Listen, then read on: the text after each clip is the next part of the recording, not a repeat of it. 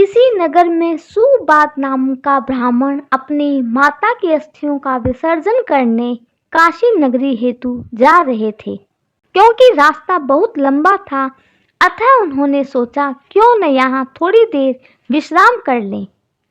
लेकिन रात्रि आने पर उन्हें एक अद्भुत घटना वहां दिखाई दी। उस घर का स्वामी उस दिन शाम को घर से कहीं के लिए बाहर जाने को तैयार हुआ कि उसे याद आया कि आज उन्होंने गाय का दूध नहीं दूहा है। तब वह अपनी पत्नी से बोला, बर्तन लाओ और घूंटे से बछड़ा खोलो।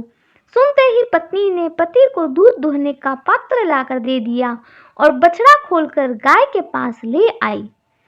कहीं बछड़ा अधिक दूध न पी ले, ऐसा सोचकर बछड़े को गाय के थनों से हटा दिया। इस पर बछड़ा खूब उछलने कूदने लगा। ब्राह्मण के अधिक रोकने के प्रयत्न करने पर उसके पांव में ठोकर लग गई और उसने क्रोध के मारे बछड़े को खूब डंडे से पीटा। बेचारी गाय रोने लगी।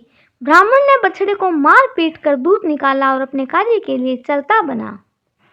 गाय बछड़े के कारण अधिक दुखी थी, वह रो रही थी। यह देखकर बछड़े ने गाय का धैर्य बंधाते हुए कहा, माँ तुम मत रो, जो जैसा करता है उसे वैसा ही फल मिलता है।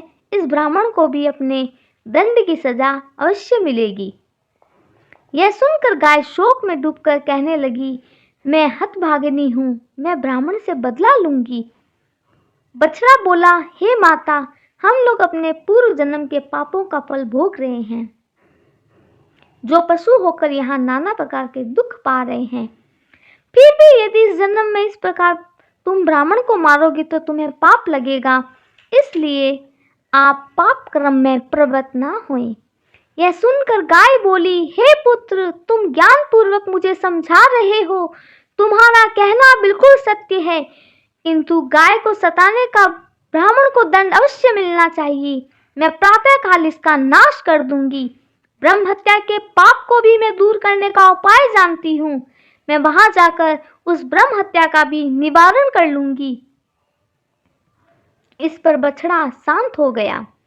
सुवाद नामक ब्राह्मण, जो अपनी माता की अस्थियां काशी ले जाने वाला था, गाय और बछड़े की सब बातें सुन रहा था। उसने विचार किया, मैं ये सब प्रातः काल देखूंगा, कैसे गाय बदला लेती है और कैसे ब्रह्म हत्या के पाप को दूर करती है। घर के स्वामी ने अपने पुत्र से कहा, मुझे किसी कार्य से बाहर जाना है, तू गाय दूह लेना। यह कहकर ब्राह्मण वहां से चला गया।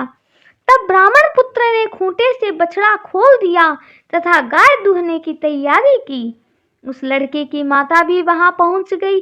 फिर रात्रि की भांति उस ब्राह्मण पुत्र ने बछड़े को पीटा। यह देखकर गाय को क्रोध आ गया। उसने दोनों सींग नीचे करके उस ब्राह्मण बालक की बगल में मार दिए और जिससे वह बेहोश हो गया। और थोड़ी देर बाद वहां सभी लोग इकट्ठा हो गए। पुत्र की यह ऐसी दशा देखकर पिता भी भागा भागा आया और थोड़ी ही देर में बच्चे के प्राण निकल गए। हाहाकार मच गया। गाय को डंडे से खूब पीट पीट कर उस पिता ने उस गाय को वहां से निकाल दिया। गाय का बछड़ा भी पीछे पीछे अपनी माँ के पीछे पीछे भागा। ब्रह्म हत्या के कारण गाय का सफेद रंग काला पड़ गया। यह देखकर सभी लोग आश्चर्यचकित हो गए।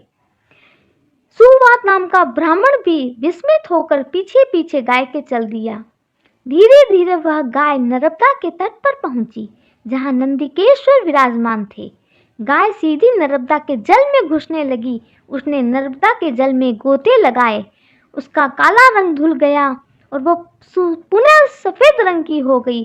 सुवाद यह आश्चर्य देखकर विस्मित हुआ। उसने धन्य धन्य कहकर गाय को प्रणाम किया, नित्य कर्म करके काशी को चल दिया और गाय भी अपने पूर्व स्थान पर चली गई। काशी के लिए जाते समय सुवाद नामक ब्राह्मण को मार्ग में एक सुंदर युवती सर्व अलंकारों से भूषित दिखाई दी और मंद मंद मुस्कुराती हुई ब्राह्मण से पूछा, तुम कहाँ जा रहे हो? तब ब्राह्मण ने अपने जाने का कारण बताया। तब उस सुंदर अलंकारों से सज्जित युवती ने कहा, अरे ब्राह्मण, तुम बड़े भोले हो, कहाँ भटकते हो? यह तीर्थ अत्यंत पवित्र है। अपने माता की अस्थियां इस तीर्थ में प्रवाहित कर दो जहां प्रतिवर्ष वैशाख शुक्ल पक्ष की सप्तमी तिथि को गंगा जी भी आती है और आज वही पवित्र दिन है। तुम देर मत करो, अपनी माता की अस्थियां शीघ्र इसमें प्रवाहित कर दो। ऐसा कहकर वह वहां अंतर ध्यान हो गई। जय शिव शंकर भोलेनाथ। मित्रों, नर्मदा नदी के तट पर विद्यमान नंदिकेश्वर लिंग की इस महिमा को अपने दोस्तों के साथ जरूर शेयर करें।